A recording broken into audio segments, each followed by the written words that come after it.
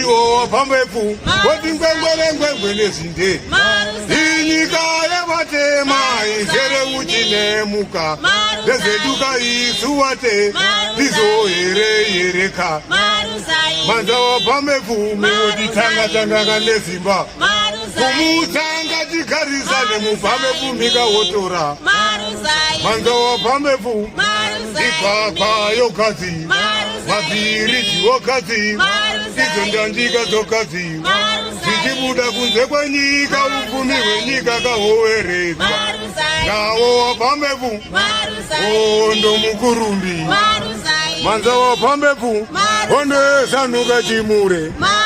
Inini ndonzi Comrade Makondera ndiri World Veteran Chairman wemuno muMaponi Central.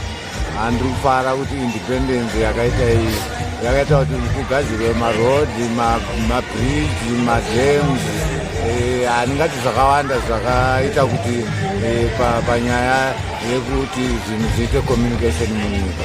Ndiri kufara chazvino independence iyoyo.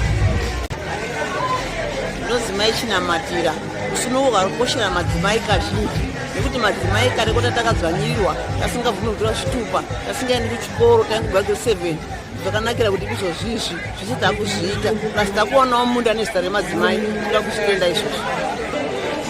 Zita rangu ndonzi Comrade Philippa Mukoko.